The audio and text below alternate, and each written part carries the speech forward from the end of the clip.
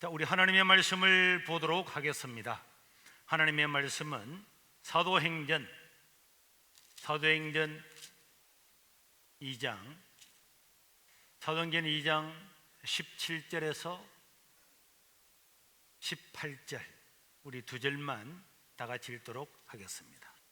자, 시작. 하나님이 말씀하시기를 말세에 내가 내 영을 모든 육체에 부어 주리니 너희의 자녀들은 예언할 것이요 너희의 젊은이들은 환상을 보고 너희의 늙은이들은 꿈을 꾸리라. 그때 내가 내 영을 내 남종과 여종들에게 부어 주리니 그들이 예언할 것이요. 아멘. 여기까지 읽겠습니다. 우리 아들 영광이 친구가 한 명 있었는데 이 친구는 이제 공부하는 것도 너무너무 지긋하고 또 직장 생활하면서 아침에 일찍이 나가서 저녁 늦게 돌아오는 이런 삶도 바라지 않고, 그래서 칼퇴근하는 곳이 어딘가를 찾아서 서울시 7급 공무원에 시험을 쳐서 합격을 했습니다.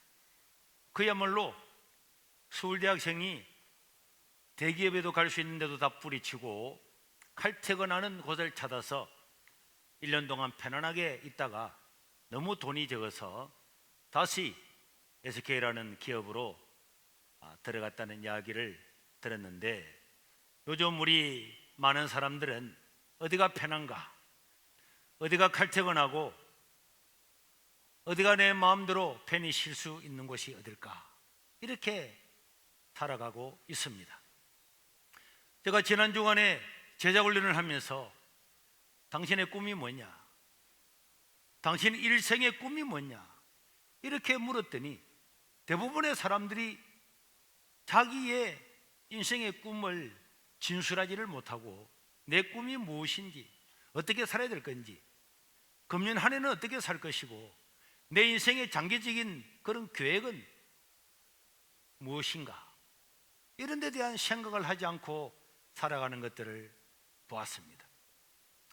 그러면서 우리는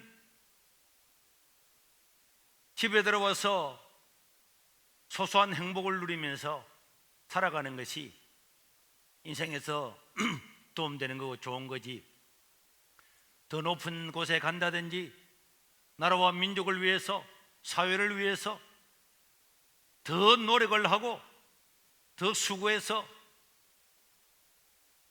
이 사회에 선한 영향을 끼치겠다고 하는 그런 생각을 많이 가지지 않고 살아간다는 것을 알게 되었습니다.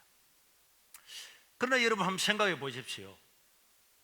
오늘 살다가, 이 땅을 살다가 마무리하는 불신자들은 그런 마음을 가지고 산다고 해도 하등 이상할 이유가 없을 것입니다. 그러나 예수 그리스도를 믿고 하나님의 자녀로 살아가는 그리스도인들이 금년 한 해의 목표도 없고 내 일생에 살아가는 그런 목표도 없이 삶을 살아간다고 하는 것은, 그거는 바른 생각이나 바른 사상이나 바른 마음이 아닌 것입니다. 우리 그리스도인들은 어떻게 살아야 되겠습니까? 오늘 우리 예수님의 제자 베드로는 성령을 받자마자 사람들한테 설교를 하면서 오늘 본문의 말씀을 인용을 했습니다.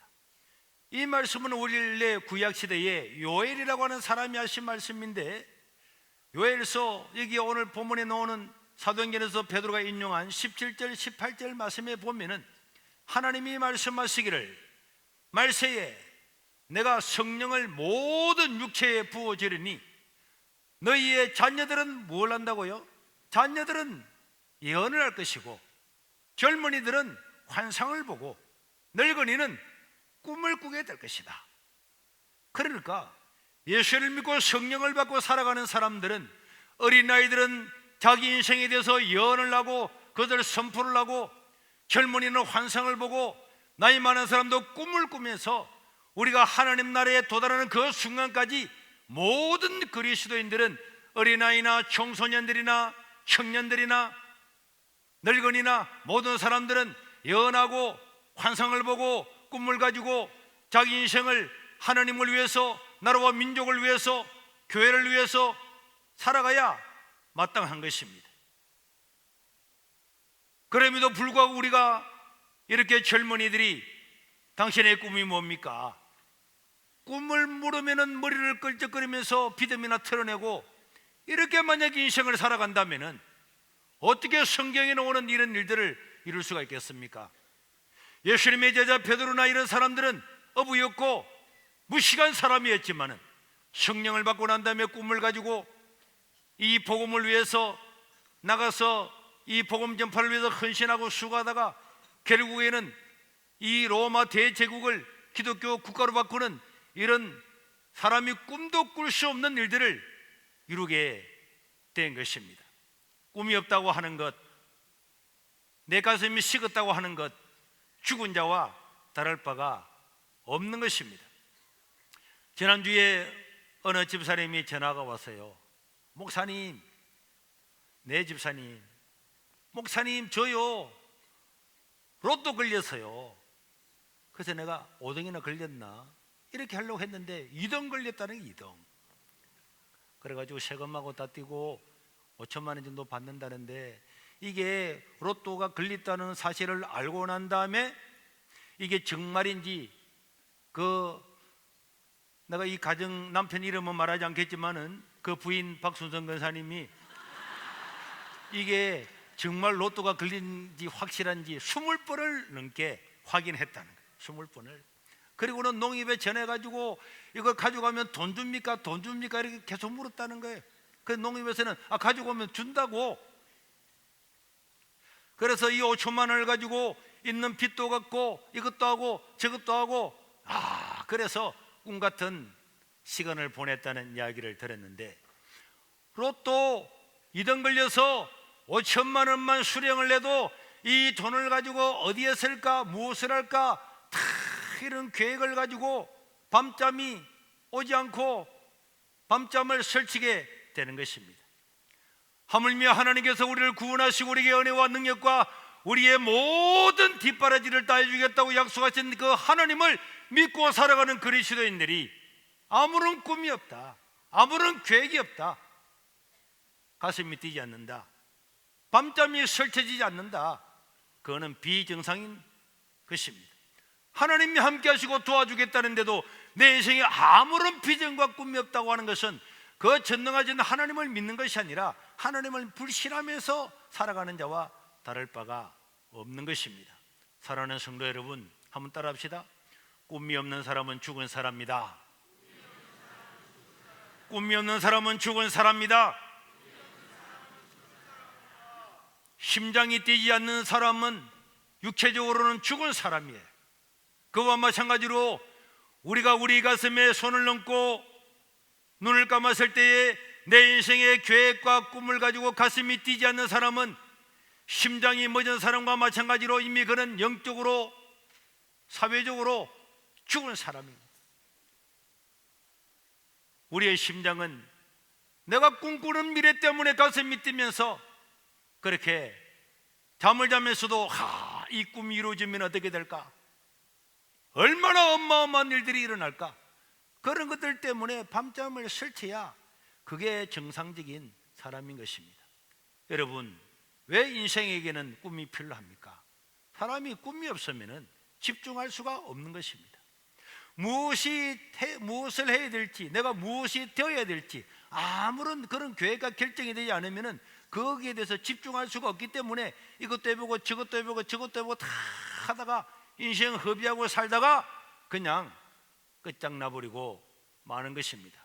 우리가 짧은 인생을 살면서 효과적으로 우리 삶을 집중하기 위해서 반드시 꿈을 가지고 살아가야 되고, 이 꿈을 위해서 노력을 해야 되는 거고, 이 꿈을 꾸고 살아가는 사람은 새벽에도 벌떡 일어나고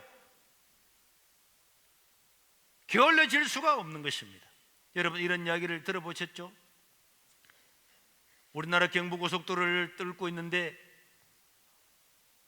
삼성도 항공구를 막고 현대도 항공구를 막고 이렇게 살아가고 있는데, 어느 날 그 공사 현장에 정주영 현대그룹의 회장이 나타났다 그러잖아요. 그러니까 그 일하는 사람들이 회장님 이 새벽에 왜 왔습니까? 우리가 알아서 할 겁니다. 감기 들릴지 모르니까 빨리 들어가십시오. 이래 이야기했더니 정규영 회장이 그랬다 그러잖아요. 옆에 공구에 한 가봐라고, 옆 공구에 한 갔다 와봐라고. 그래서 옆 공구에 가보니까 거기에 삼성그룹의 이병철 회장은 새벽 2시에 나와가지고 담요를 하나 덮으시고 쭈그리고 앉아있더라는. 이렇게 꿈이 있고 계획이 있고 그 꿈을 통해서 앞으로 어떤 일이 일어날 것인가를 큰 그 영향력을 생각하면은 새벽 2시도 일어나고 3시도 일어나고 그랬다는 거예요. 학생들도 미래를 생각하면은 밤 1시까지 공부하고 새벽 5시 또 일어나고, 누가 하지 마라 그러는데 하지 마라 그래도 그렇게 되는 겁니다. 저도 대학 시험 칠 때 그랬어요. 내 점수로 치면은 고신대학에는 신학과에 100번 들어가고도 남음이 있지만은 하루에 18시간을 공부하는 시간만 18시간을 공부를 했어요. 우리 어머님은 일어나면 야야 자라 안 자나, 자라 안 자나. 내가 언제 그 많은 14과목이라는 과목들을 앞으로 언제 따지 공부하겠습니까? 수능의 시험, 예비고사 시험의 문제가 아니고 내가 지금 이 시간에 내가 배워야만이 내가 목사가 되든 목회를 하든 누구를 만나든 다 도움이 되기 때문에 그런 공부를 하고 계속 앉아서 그렇게 하니까 나중에는 공부하다가 쓰러져 버려요. 눈을 떠보니까 병원에 왔다. 너무 운동도 안 하고 앉아있다 보니까 위에 펑가가 나가지고 위에 구멍이 생겨가지고 피가 막 짜장면처럼 다 나오고 그렇게 했는데, 사람이 꿈이 있으면은 집중을 하게 되는 거예요. 이런 꿈을 가지고 한 길을 끝까지 가야 우리가 인생을 효과적으로 살고 승리할 수 있는 줄 믿으시기를 바랍니다. 이런 꿈을 가져야 되고 또 자기의 인생의 목표를 설정을 해야 돼요. 자기 인생의 목표를 설정을 하는데 거기에는 중요한 방법이 있습니다. 따라합시다. 내 능력의 최소한의 10배가 내 인생의 목표다. 내가 최선을 다했을 때에 이 정도의 내가 능력이다. 소년보의 능력은 아무리 날고 길고 최선을 다했을 때가 이 정도 되면 최고로 잘 되었다고 하는 그러면은 목표라고 하는 것은 이거 곱하기 몇 배라고? 10배, 10배. 10배를 정해놓고 나면은 모든 다른 사람들이 바라볼 때, 야, 네가 최선을 다했을 때 이 정도가 되는데 그것보다도 10배가 더 된다고? 이런 꿈을 가지고 이야기를 하게 되면은 첫째로는 내 가슴이 벅차고 뛰놀잖아요. 이 세계로교회에 와서 몇 명이 모여서 28평 조그마한 예배당에서 몇 명 모여서 기도하고 있지만은 하나님 아버지요, 우리에게 300명을 주시고 3000명을 주시고 하나님을 위해서 이런 큰 일들을 하게 해달라고. 그거는 꿈을 꾸고 아무리 꾸어도 불가능하게 보이지만은 만약에 그것이 이루어지면은 얼마나 우리 하나님은 기뻐하시고 성도들은 힘을 얻고 용기를 얻게 될까. 그런 목표를 정하고 살아가면은 내가 꿈에 집중할 수가 있었고 내 가슴이 뛰노는 거예요. 남들은 이제 쉬세요, 이제 모욕도 가고 이제 월요일날은 좀 쉬기도 하고 주일날 설교하고 피곤하니까 전도사님, 강도사님, 목사님 이제 월요일날은 목회자니까 쉬도록 하세요. 그러나 저는 지금까지 월요일날 쉬어본 적이 없어요. 보통 목사님들이 월요일에 쉬잖아요. 전화도 안 받잖아요. 나는 단 한 번도 월요일날이기 때문에 쉬겠다, 아니 내가 쉬고 싶은 마음이 없어요. 그거 왜 쉬는데? 쉬면 재밌나? 그거 어떻게 쉬는데? 그냥 목회하는 것이 재미가 있지. 그래서 내 인생의 최고의 가능성을 가지고 거기서 곱하기 10배를 더 가지고 이것을 이야기하면은 그 꿈을 들은 사람들이 킥킥거리고 웃고 야야야 정신 차리라 이 자식아. 네 대단한 줄 알지만은 야 그건 아니지. 야 내가 네 친구지만은 네 허풍이 요새 많이 늘었다 야. 이런 소리를 들어야 그것이 꿈인 것입니다. 그것이 목표인 것입니다. 내 이야기를 들었을 때 남들이 그 가능성 있네, 가능성 있네. 그건 꿈이 아닙니다. 내가 조금 노력하면은 이룰 수 있는 것은 꿈이 아닙니다. 내 능력으로 도저히 할 수 없는 일이기 때문에 하나님을 신뢰하고 믿고 기도하고 의지하고 나갈 때에 내가 할 수 없는 일들을 하나님이 이루시는 줄로 믿으시기를 바랍니다. 그래서 꿈을 가지고 살아가는 사람은 기도하는 것이고 기도하는 사람은 꿈이 있는 것입니다. 제가 여기 처음 왔을 때 다 쓰러져가는 그 사택문 앞에 A4 용지 2번을 접어서 전도 목표 3만 명 이렇게 적어가지고 앞심으로 꼽아놨을 때에 옆에 있는 목사님 2분이 우리 집에 놀러와서 그들 보고는 강서구 인구가 그때 유권자도 3만 명이 되지 않았는데 전도 목표가 3만 명 가라니까 웃으면서 손전도사 야 꿈은 크다 야 아브라함보다 더 크다 야. 그것이 꿈인 것입니다. 그런 것이 꿈이란 말이에요. 남들이 다 웃고 남들은 절대로 안 될 거다. 그런 꿈을 가지고 집중하면서 나가고 하나님 아버지 앞에 기도하면은 하나님은 그것을 이루시고 그 영광도 하나님이 받으시는 줄로 믿으시기를 바랍니다. 우리가 누굽니까? 예수님의 제자 아닙니까? 우리 예수님은 해외여행을 한 번도 가본 적도 없고 외국에 한 번도 가본 적이 없는 우리 예수님은 사도행전 1장 8절에 보니까 오직 너희가 성령을 받고 성령 내게 임하시면 너희가 하나님의 권능을 받아서 예루살렘과 온 유대와 사마리아와 땅 끝까지 이르러서 나의 증인이 되리라. 예수님은 그 시골 촌놈들 어부들 갈릴리 그 사람들한테 얘들아 너희 힘으로는 못하지만은 너희가 성령을 받으면은 하나님의 영이 너에게 부어지면은 젊은이들은 예언을 하게 되고 자녀들은 예언하고 젊은이들은 환상을 보고 늙은이는 꿈을 꾼다 그런 것처럼 너희들은 이 예루살렘과 온 유대와 사마리아와 땅끝까지 이르러서 내 증인이 될 것이다. 야, 여러분 하나님의 영이 임한 사람은 이런 놀라운 역사를 선포를 하고 또 이것을 이루게 되는 줄로 믿으시길 바랍니다. 우리 예수님께서 제자들한테 그렇게 말씀을 하고 명령을 했고 우리 예수님의 제자들도 한 번도 외국에 나가본 적 없는 어부들, 세리들 이런 미약한 사람들이었지만은 그 말씀 그대로를 받아들이고 예루살렘에 복음 전하고 사마리아 땅에도 복음 전하고 결국 로마 대제국을 복음 전해서 기독교 국가로 만드는 놀라운 역사를 이루게 된 줄로 믿으시길 바랍니다. 여러분 사도 바울도 사도행전 19장 21절에 보니까 복음 전하면서 잡혀가고 복음 전하면서 매 맞고 도저히 전도할 수가 없음에도 불구하고 이 일이 있은 후에 바울이 마게도냐와 아가야를 거쳐 예루살렘에 가기로 작정하기로 이르되 내가 예루살렘에 갔다가 그 후에 어디도 간다고 로마도 가서 복음을 전해야 되겠다. 다 기독교인들 초대교회의 그리스도인들은 말도 안 되는 복음의 꿈을 가지고 살았어요. 남들이 그 말을 들으면 베드로 너 외국에 안 가봐서? 로마 안 가봐서? 마게도냐 안 가봐서? 이탈리아 안 가봐서? 안 가봤는데. 바울 로마 가봐서? 안 가봤는데. 구경도 못했음에도 불구하고 이 사람들 가슴 속에는 전 세계에 대한 꿈을 가지고 있었단 말입니다. 이런 꿈이 있었기 때문에 그들은 꿈을 위해서 헌신했고 이 꿈이 이루어졌을 때에 하나님은 영광을 받게 된 것입니다.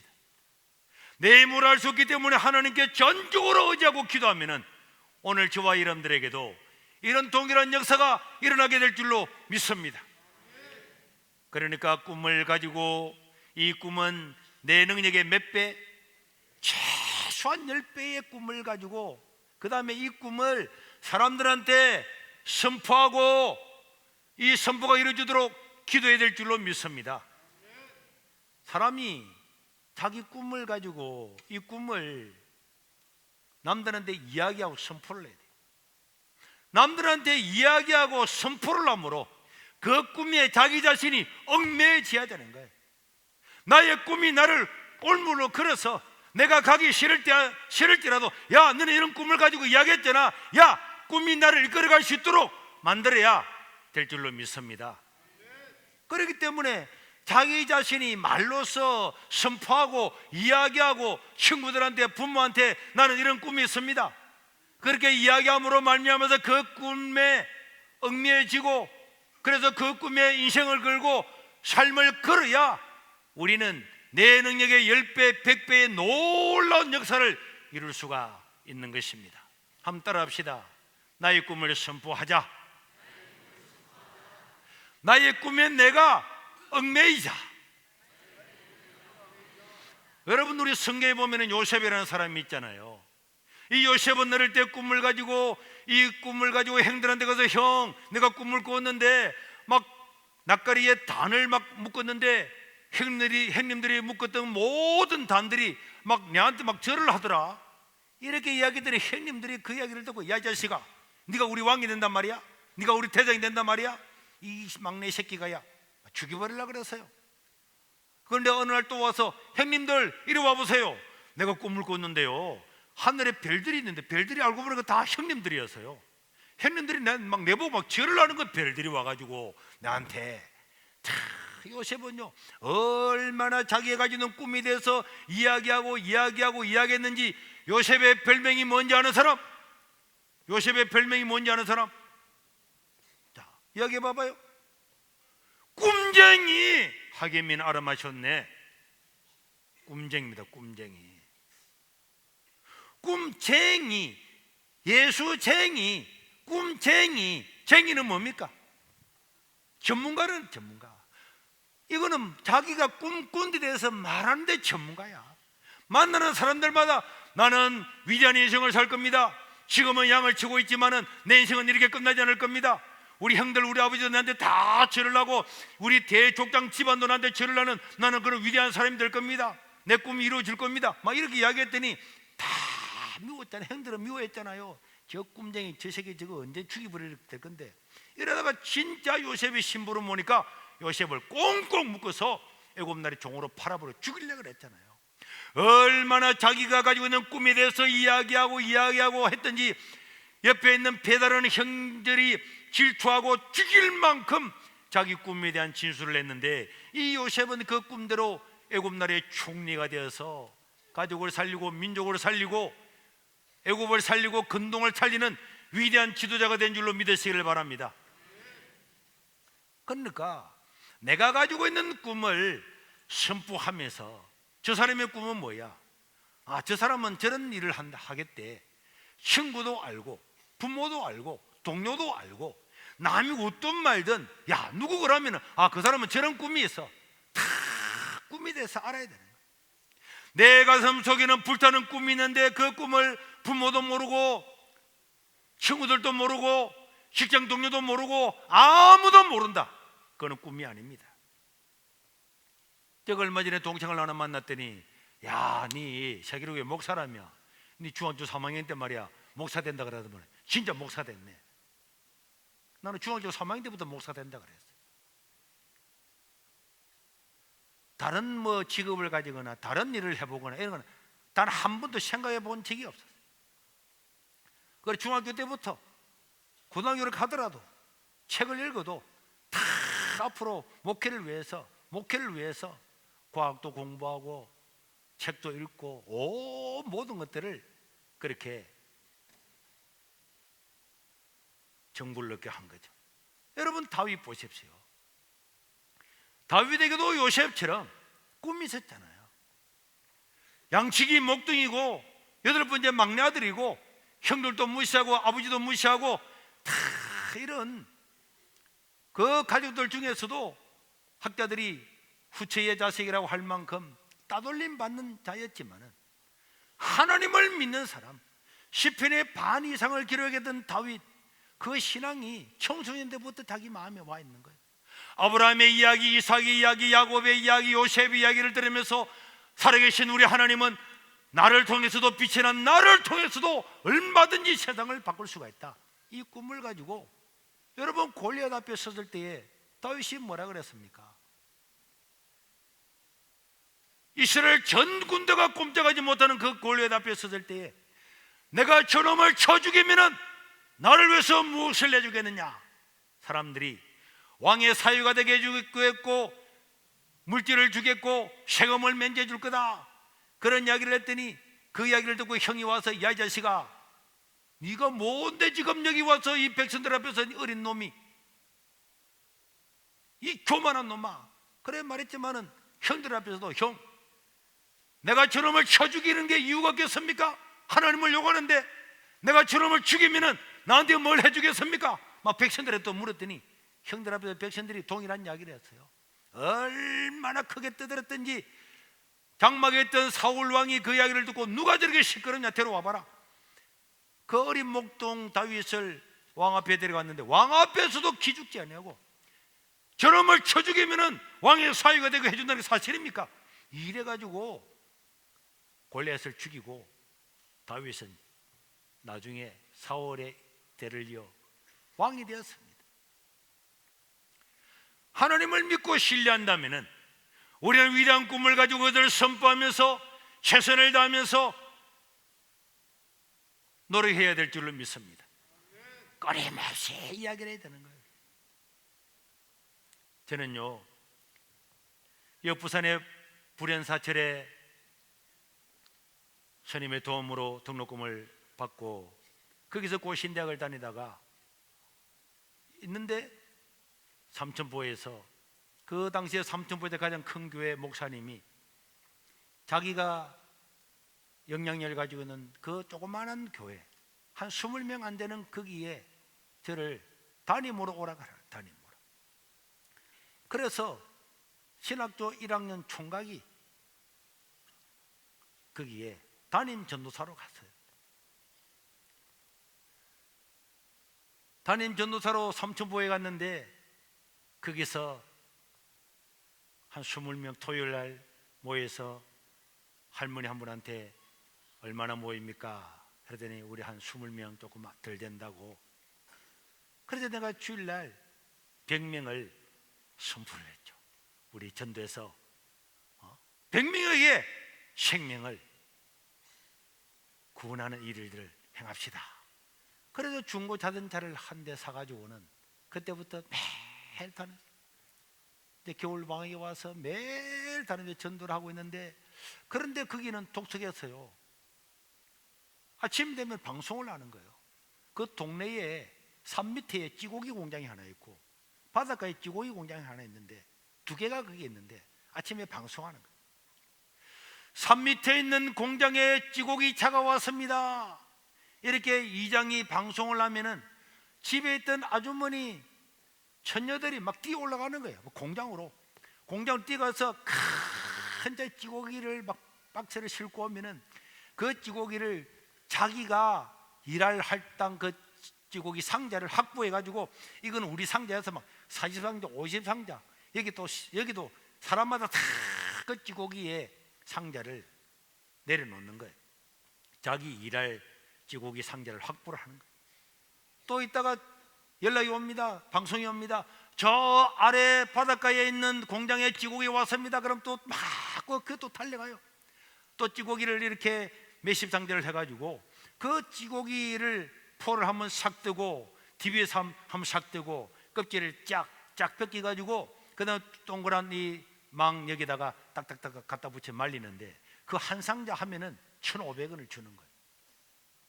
그래서 아주머니들이 다 그걸 가지고 먹고 사는데, 거기에 방송을 하면은 아주머니들이 다 가잖아요. 그럼 저도 갑니다. 저는 찌고기 하러 가는 게 아니에요. 성경책을 들고 가가지고 다 양쪽에 찌고기 아주머니들이 막 찌고기 포를 따는 거예요. 다 껍질을 착착 벗기고 있으면 저는 거기에서 내 주를 가까이 하려 함은 막 하면 아주머니들이 킥킥킥 그 저렇게 노래도 못하는 게 찬송한다고. 그래서 제가 끝까지 찬송을 다 하고 그러고 난 다음에 설교를 했어요. 거기 서가지고 했더니 그 우리 교인이 하나 계셨는데 그날 저녁에 와가지고 전도사님 제발 안 오셨으면 좋겠습니다. 그래 그 다음날 또 가는 거예요. 또 가가지고 내 주를 가까이 하고 또 막 설교 또 하는 거예요.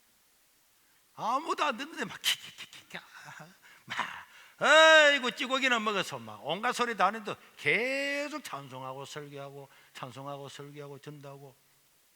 그래서 나중에 사람들이 저를 불쌍히 여기는지 아이고 총각 이러고서 찌고기 하나 가지고 가라고 이렇게 주기도 하고 그랬는데 그렇게 말도 안 되는 곳에 가서 찌고기 공장에도 전도하고 자전거 타고 이 집 저 집 했는데 여러분 3개월 만에 교회가 100명이 되고 4개월 만에 거기서도요 그 교회가 더 앉을 자리가 없어서 뒤에 땅을 사가지고 4개월 되는 때에 교회를 증축을 했습니다.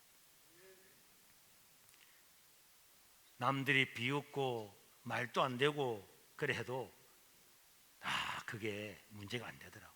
우리 부모사님들은 찬양을 얼마나 잘합니까? 나는 찬양 못해도 아무 상관없어. 못해도 가도 끝까지 하는 놈이 대장이야. 잘하면 뭐해? 한 번 두 번 하고 안 하면 아무 소용도 없지. 못해도 매일마다 가서 하면 그 중에서 내 주를 가까이 아는 사람이 있다니까. 지가 불러주는 거야. 쭈고기 하면서도 자기가 불러주는 거야. 자기가. 제가 이 교회 오기 전에 우리 박용준 목사님 담임 모르실 때에 목사님 전화가 왔어요. 이게 우리 주일학교 학생들 좀 가르쳐 달라고. 우리 참미 6개월 됐는데 하나님의 감동을 받고 갔습니다. 나 혼자 촌이었어요. 첫 먼저 가서 우리 교사 일을 하면서 우리가 전도해야 됩니다. 어린아이도 전도하고 중고등부도 전도해야 됩니다.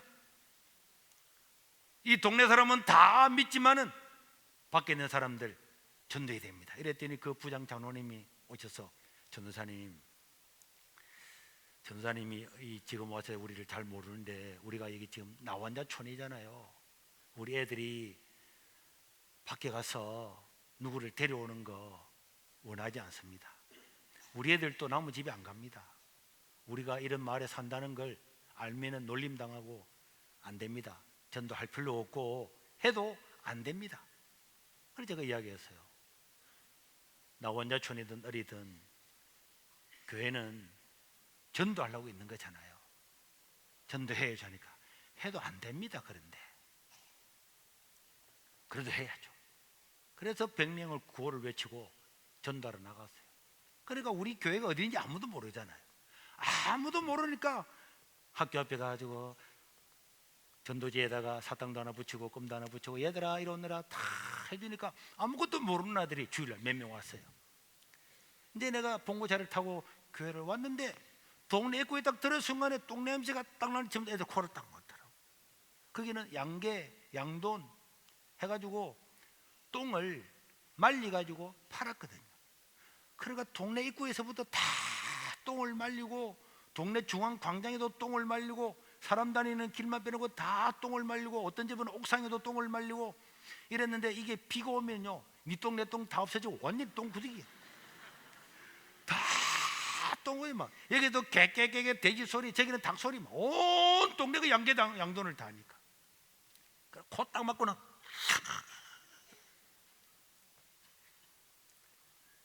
그래서 그 당시에는 너무 귀한 컵라면을 사가지고 애들 왔다가 하나 줬는데도 애들이 저들끼리 와서 놀래고 아무도 안 먹고 눈치만 보고 있더라고. 그래도 또 전도하고 또 전도하고 그러니까 그래도 한 50명이 왔어요. 그래서 우리 한 달 뒤에 총력전도주의를 하자. 전도 목표는 100명이다. 그래가지고 총력전도주의를 한다고 똥치고 일하던 아저씨들 아주머니들 다 나와서 그 똥 싣고 다니는 그 포터차라 이런 차를 끌고 다니면서 전도하고 애를 다 데려왔어요. 그래서 그 총력전도 주일날 애들이 막 차마다 막 몰려서 그 촌으로 들어왔는데 제가 이제 보니까 100명 목표를 했는데 200명 정도가 왔어요. 너무 좋아가지고 애들 모아놓고 막 설교를 하고 있는데 누가 문을 두드렸더라고. 탁탁탁탁. 그 설교 시간에 교회 문을 두드리는 거예요. 그래서 내가 설교하다가 문을 열었더니 집사도 아닌 어느 정 선생이라고, 정 선생이, 전도사님 큰일 났습니다. 오늘 애를 데려오다가 애 하나 죽었다는 거예요. 이거 애들이 네 여기 있어라 하고 기다리라 했는데 우리 교회 가니까 애가 이 차만 보고 옆에 오는 차를 안 보고 그대로 뛰어와가지고 이 지나가는 트럭이 그대로 박았는데 죽었다. 와, 설교가 되겠습니까? 그 장로님이 전도해도 안 된다고 하지 말라고 할 필요 없다고 했는데 해가지고 죽었다 그러니까. 그래서 설교를 5분 만에 끝냈어. 5분 만에 끝내고 차를 몰아서 함안에서 빡 밟아 마산 삼성병원에, 그때는 고려병원인데 가니까 애가 죽은 건 아니고 얼마나 그대로 박았는지 한 20-30m 날아가지고 기절했는데 콩팥이 다 찌그러진 거예요. 초등학교 5학년 아가 그래 나니까 엄마하고 삼촌들이 와가지고 내가 그랬더니 누구요? 교회 전도사를. 야, 이 전도사 개새끼야, 누가 우리 영순이 데려가라 그러대. 이 문지 새끼야, 누가 데리고 가라 하면서 난린 거야. 욕이란 욕을 다 퍼먹었지만 안 죽었다는 것 때문에 왔습니다. 오후에 교사 일을 하는데 교사들이 나와서 울면서 그러더라고. 전도하는 건 좋은데 이렇게 욕을 얻어먹고 문지 새끼 이런 소리 듣고 이제는 전도 못합니다. 안 합니다. 아닙니다. 이럴 때일수록 더 나가야 됩니다. 그 교사들 조를 짰어요. 조를. 우리 김정우 장로님도 그때 계셨는데 조를 짜서 1조는 오전에 찾아가고 오후에는 내가 가고 다음 조는 그 다음날 찾아가고 오후에는 내가 가고 찾아갔어요. 색색이 한 동 사가지고 갔더니 왜 왔냐고.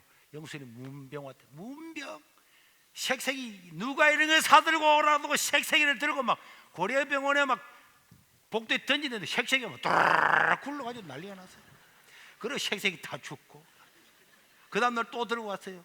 왜 또 왔냐고. 영순이 문병은 누가 영순이 문병 오라 그래야 돼 이 새끼야. 그래 또 색색이 집어 또 색색이 죽어. 한 보름을 그렇게 매일 갔더니 그 어머님이 전사님 이리 오라고. 우리 영순이 몸도 많이 나아졌고 했는데 우리가 그동안 욕한 게 이런 거 다 미안하고 죄송하다고 용서해달라고 하면서 그 병원 앞에 가서 밥을 한 개 사주면서 영순이가 퇴원하게 되면 애들 다 동네 애들하고 교회 보낼 거니까 전사님 마음 상하지 말고 그동안 욕한 것들도 다 이해하시라고. 그래가지고 그 동네 애들 다 왔어요.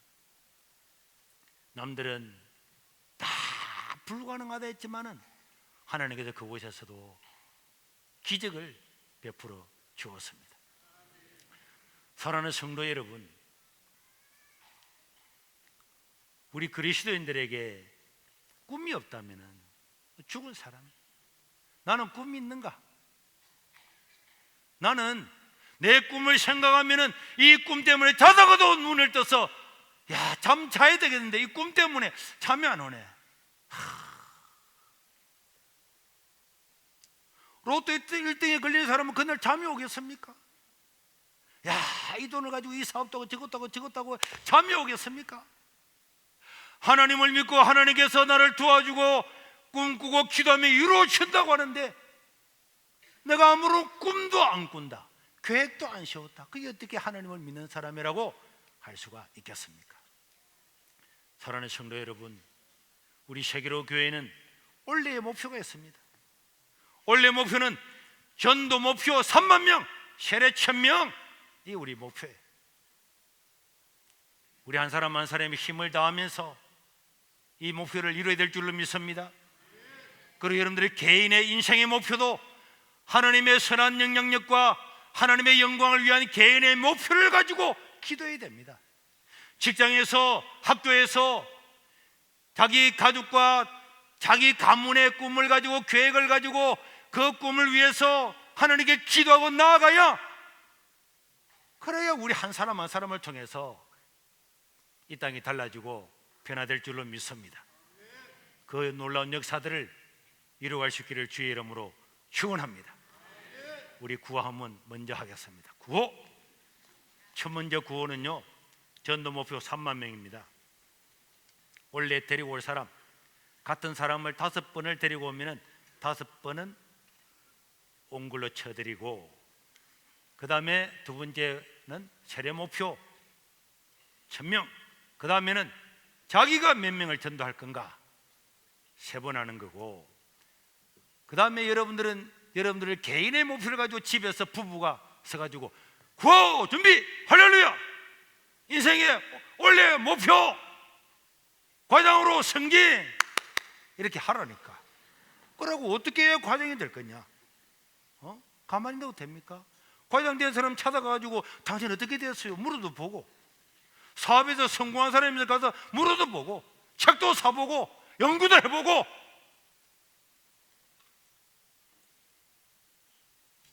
그렇게 해서 그런 원래 인생의 교회, 가정에도 애들도, 야 얘들아 너는 목표가 뭐야? 아빠 나는 오늘, 엄마 나는 오늘, 또 올해에, 금년에는 다 자기 인생의 목표를 진술하고 이야기하고, 그래서 우리 아들의 목표는 이렇고, 우리 딸의 목표는 이렇고, 우리 아버지의 목표는 이렇고. 아버지는 목표가 뭡니까? 야식아 밥이나 먹어. 목표는 무슨 목표?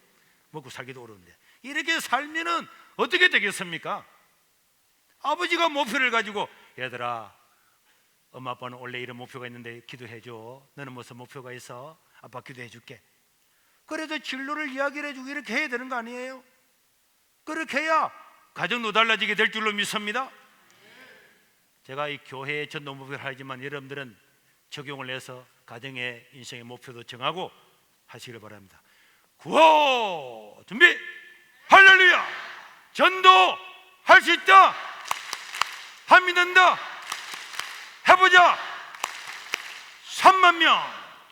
두 번째 구호 준비 할렐루야, 전도 할 수 있다, 한 믿는다, 해보자 1000명. 세례. 이제는 자기가 원래 몇 명 전도를 할 건가?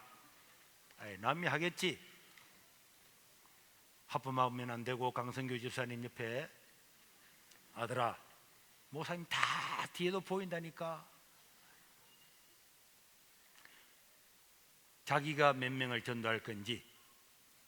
구호 준비 할렐루야, 전도 할 수 있다, 한 믿는다, 해보자 300명. 300명, 저는 300, 우리 가정은 300명 합니다. 기도하겠습니다.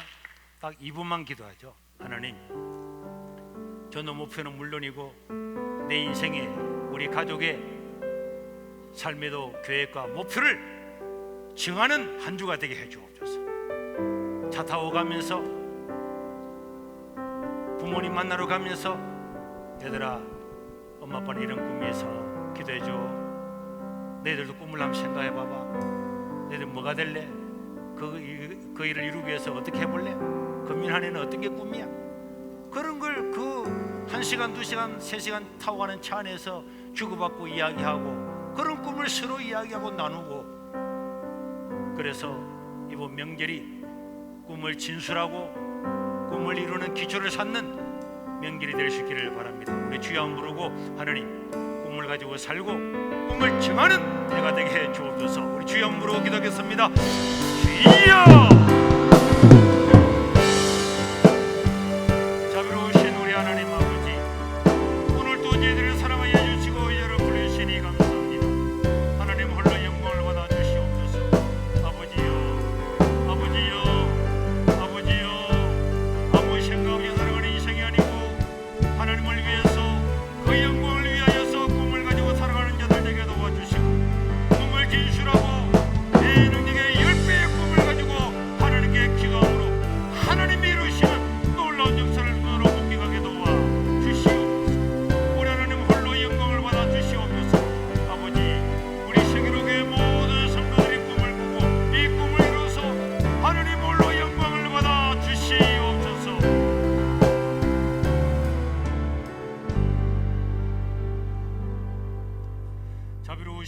하나님 아버지, 오늘 또 민족의 명절을 맞이해서 여러 사람들이 여러 곳으로 흩어졌지만은 또 여기서 하나님께 예배드린 모든 당신의 백성들을 예배를 받아 주시옵소서. 우리 하나님 아버지 앞에 나올 때 귀한 예물을 드렸습니다. 이 예물이 쓰여지는 곳곳마다 복음 전거되게 도와주시고 하나님의 영광이 드러나게 도와주시고 약한 자, 가난한 자, 외국 나그네 모든 사람들한테 귀하게 쓰여지게 도와주시고 이들을 축복하여 주시옵소서. 이 명절 가운데 모든 우리 세계로 교회 구성원들 가족들이 꿈을 서로 나누고 꿈을 진술하고 꿈을 정해서 기도하고 서로의 꿈을 위해서 기도해주는 그런 가족들, 우리 성도들 다 되도록 도와 주옵소서. 우리 구주 예수님 이름으로 기도드리옵나이다. 아멘. 광고 드리겠습니다. 새해 복 많이 받으세요. 좋은 이웃, 감동해주는 사람들, 세계로 교회 이번 주 소식입니다. 오늘 처음 방문해 주신 분들을 진심으로 환영합니다. 예배 후 새가족 만남실에서 담임 목사님과의 만남이 준비되어 있습니다. 담임 목사님께서는 2월 4일부터 8일까지 네팔 전국 목회자 세미나에 참석하십니다. 최봉석과 함께하는 성경 다락방, 성경 일독을 목표로 매주 주일 점심 식사 후 2시부터 3시까지, 장소는 본당 왼쪽 유아실입니다. 성경을 읽음으로 하나님과 더 가까이 하시고 싶은 성도님들은 누구나 대환영합니다. 설 연휴 동안 새벽 기도 차량을 운행하지 않습니다. 개인 차량을 이용해 주시기 바랍니다. 설 명절 가정 예배 순서지는 로비에 비치되어 있습니다. 이번 주는 설 명절입니다. 가족과 함께 하나님의 은혜를 나누며 즐거운 시간 보내기 바랍니다. 고맙습니다.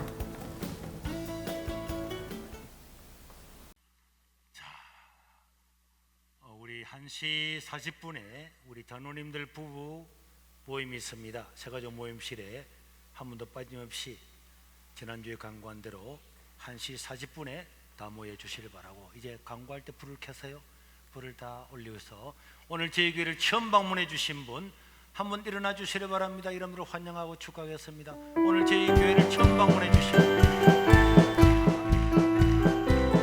오늘 저희 교회를 처음 방문해 주신 분 일어나 주십시오. 왼쪽에 계신 분, 우리 정동로님, 섬정동으로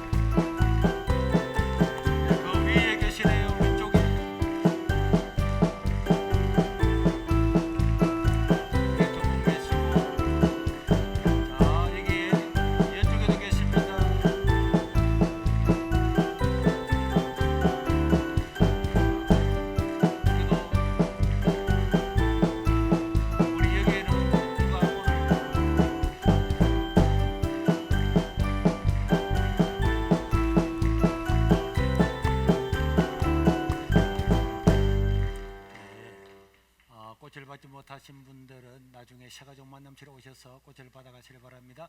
여러분들을 환영하고 축하합니다. 네, 축하합니다. 네.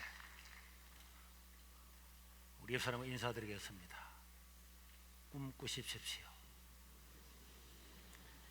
꿈을 두고 제가 기가 차서 웃을 만큼 큰 꿈을 가지십시오. 따라 해봐봐요. 네, 조금 길어서 잊어버렸어요.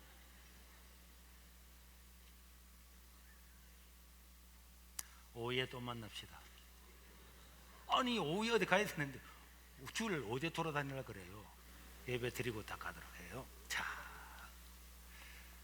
우리 다 같이 일어나셔서 주기도문 성드리고 난 예배를 마치도록 하겠습니다. 식사는 맛있게 준비되어 있으니까 다 식사하시고 가세요.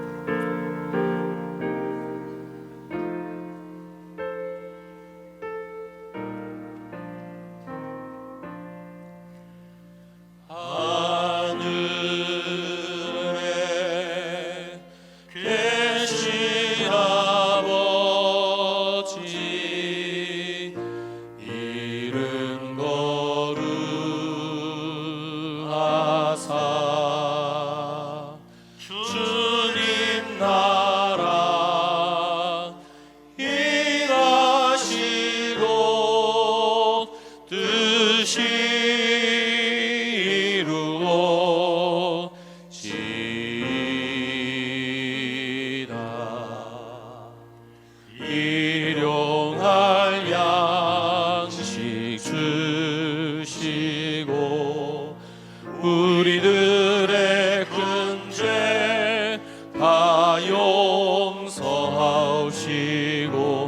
또 시험에 들게 마시고 악에서 구원하소서. 대개 주의 나라 주의 권세 주의 영광 영원히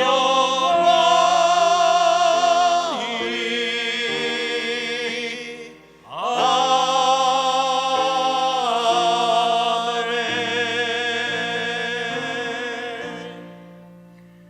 이제는 우리 주 예수 그리스도의 은혜와 우리 하나님 아버지의 무궁하신 사랑과 성령 하나님의 감동하심이 복음을 위하여, 우리 가정을 위하여, 우리 가족 구성원들을 위하여 금년 안에도 꿈을 진술하고 목표를 정하고 집중하여 나아감으로 하나님께서 주신 아름다고 복된 인생을 승리하며 살기를 원하는 모든 주의 백성들 머리 위에 영원토록 함께 설지어다.